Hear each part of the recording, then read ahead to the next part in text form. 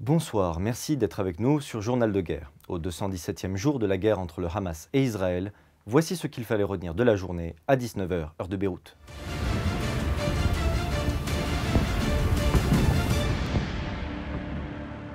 Nous commençons par un récapitulatif de la situation à la frontière libano-israélienne. Les tensions se sont intensifiées vendredi, en début d'après-midi, où une frappe par drone a fait 2 tués à Tel Arfa. Raleb Hussein al-Hajj, un secouriste des scouts du message islamique, affilié au Hezbollah, et Youssef J, un technicien de PowerTech, ont été tués. De son côté, le Hezbollah a confirmé vendredi dans un communiqué la mort d'un de ses combattants, Hassan Ali Karim, nom de code Tarek, tué hier jeudi dans une frappe au drone visant une voiture sur la route de Bafli Arzoum.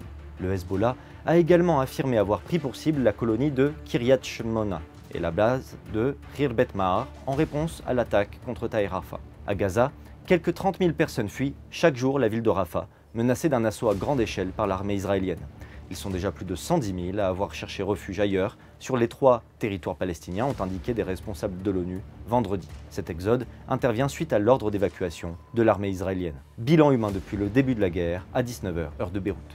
Du côté israélien, 1200 morts sont officiellement recensés par l'État hébreu depuis le début du mois de novembre 2023. Un chiffre qui n'a toujours pas évolué selon les données officielles, malgré des annonces régulières de soldats tués dans les combats.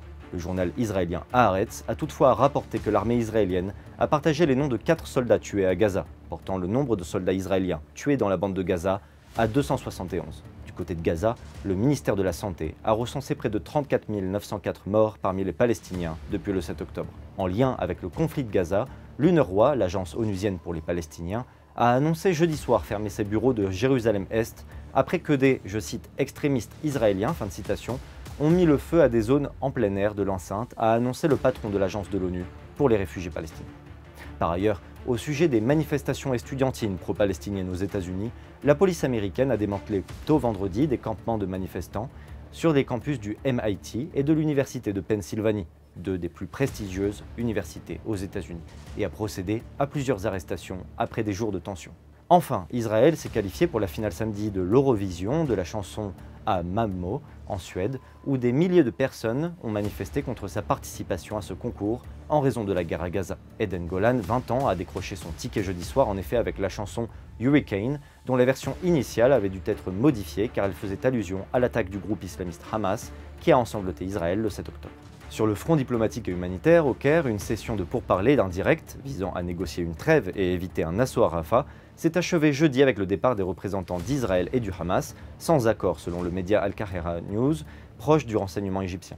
Après ce départ, le secrétaire général de l'ONU, Antonio Guterres, a averti qu'une attaque terrestre israélienne à Rafah conduirait à une, je cite, catastrophe humanitaire colossale, fin de citation. Israël a fait part de ses réserves aux médiateurs de la trêve à Gaza, l'Égypte et le Qatar, concernant une proposition d'accord sur un échange d'otages et de prisonniers entre Israël et le Hamas, et considère que ce cycle de négociations au Caire est terminé, a déclaré un haut fonctionnaire israélien cité par Reuters.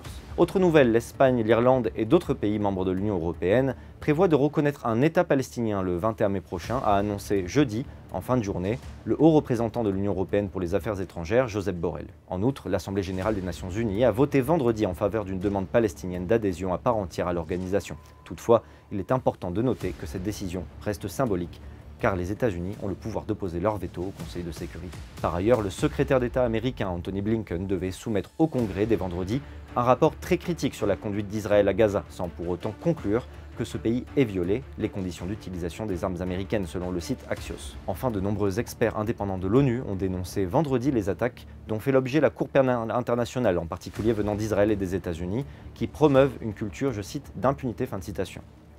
Merci de nous avoir suivis sur Ici Beyrouth. On se retrouve demain pour un autre résumé de la situation. Vous pouvez suivre en attendant toute l'actualité concernant cette guerre sur notre site www.icibeyrouth.com sous la rubrique Guerre Israël-Hamas ainsi que sur tous nos réseaux sociaux.